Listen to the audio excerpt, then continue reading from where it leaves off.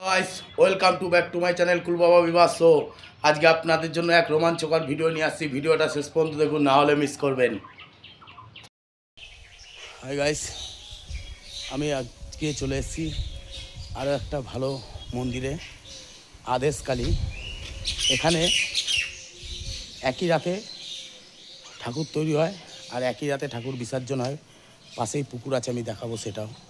সেখানে বিসর্জন হয় আর এখানে ঠাকুর তৈরি করে কোনো পাল না। এখানকার যিনি পুরোহিত আছে তিনি ঠাকুর তৈরি করে। আর এটা হচ্ছে যে মন্দিরটা দেখছেন, এটা দেবাদিদেব মহাদেব। আর আমার সামনে যে মন্দিরটা, এটা হচ্ছে আদেশকালী মন্দির। আর এই মন্দিরে যারা দেখুন এরকম ঢিল বেঁধে যায়, এরকম ঢিল বেঁধা আছে, এরকমভাবে ঢিল বেঁধে যায়, মানত করে যায়, তাদের মানত পূর্ণ হলে এই মন্দিরে এসে পুজো দিয়ে যায়। আপনারাও এসে মানত করে যেতে পারেন। এই মন্দির খুব জাগ্রত মন্দির, প্রায় 300-400 বছর আগেকার মন্দির। স্বপ্নে পাওয়া এক পুরোহিত মশাই স্বপ্নে পেয়েছিলেন এই পুকুর থেকে মাটি নিয়ে পুরোহিত মশাই মূর্তি বানিয়ে একই রাতে মূর্তি বানাবে, সেই রাতেই পুজো দেবে, দিয়ে সেই রাতেই সূর্য ওঠার আগে বিসর্জন দিয়ে দেয়। তাই আপনারা আসুন, এই আদেশ মায়ের মন্দিরে ঘুরে যেতে পারেন। খুব ভালো একটা মন্দির, খুব ভালো জায়গার, আপনারা এসে মানত করে যেতে পারেন। আর আমার চ্যানেলটা সাবস্ক্রাইব করে দিন, আরও নতুন নতুন ভিডিও নিয়ে আসবো। লাইক কমেন্ট শেয়ার করুন। চলুন ভিডিওটা দেখুন। এই হচ্ছে আদেশকালী মায়ের মন্দির। দেখুন,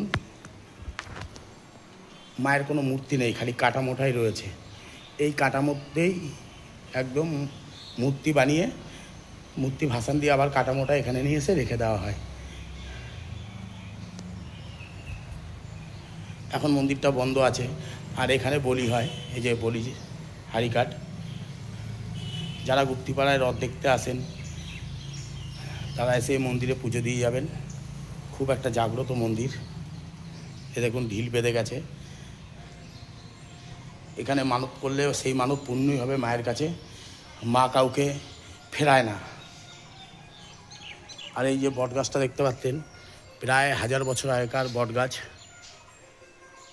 আমার এখানকার লোকের মুখে শোনা 1000 বছর আগেকার কত বেরিয়ে গেছে দেখুন। বটগাছের যে শিকড় বেরিয়ে যে আরও হয়। আর এটা হচ্ছে দেবাদিদেব মহাদেবের মন্দির।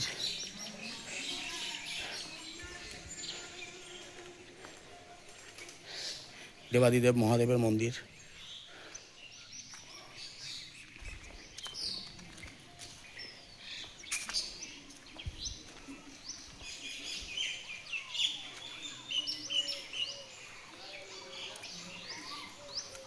দেবাদিদেব মহাদেব।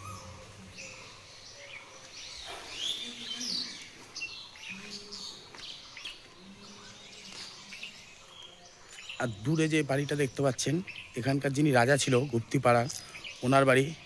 এখন বাড়িটা ভেঙে চুরে গেছে, কেউ আর বসবাসের যোগ্য নেই বাড়িটায়। আমি বাড়িটার সামনে গিয়ে ভিডিও করে দেখাবো আপনাদের। আর যেটা বলছিলাম, যে পুকুরের মাটি দিয়ে মূর্তি বানানো হয়।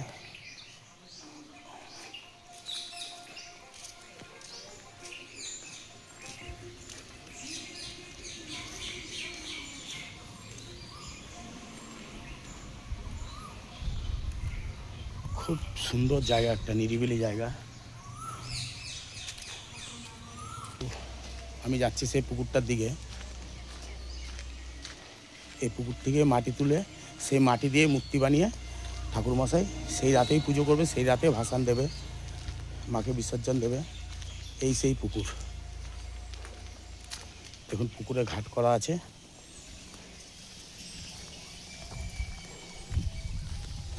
দেখুন পুকুরে ঘাট করা আছে। এই পুকুরের মাটি দিয়েই মায়ের মূর্তি তৈরি হয় আর এই পুকুরে মাকে বিসর্জন দেওয়া হয়। ঘাটের দিকে সবাই আসে। আর যেখানে মা থাকবে সেখানে দেবাদিদেব মন্দির তো থাকবেই, দেবাদিদেব মহাদেব থাকবেই।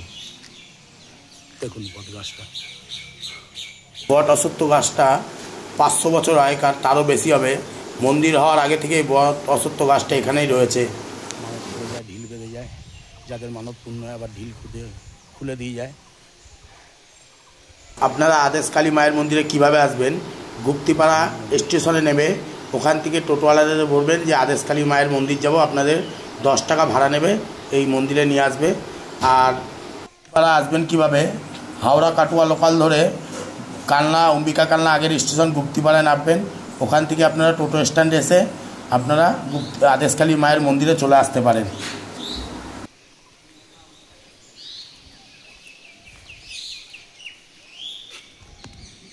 দেখুন দেবাদিদেব মহাদেব,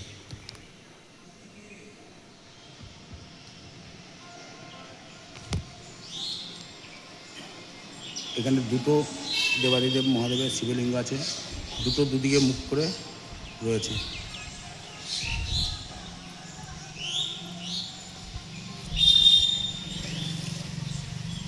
পেছন সাইড দিয়ে আপনাদের দেখাচ্ছি।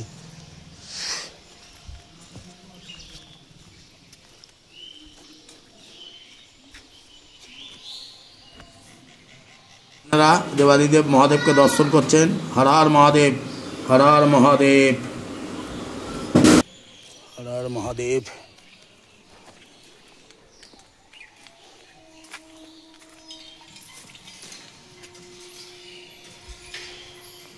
দেখুন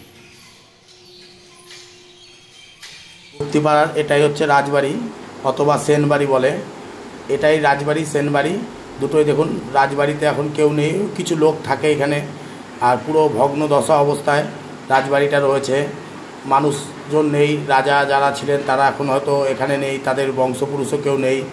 যাই হোক, আপনারা ভিডিওটা ভালো লাগলে একটা সাবস্ক্রাইব করে দেবেন, লাইক কমেন্ট শেয়ার করবেন, আরও নতুন নতুন ভিডিও নিয়ে আসবো আপনাদের জন্য।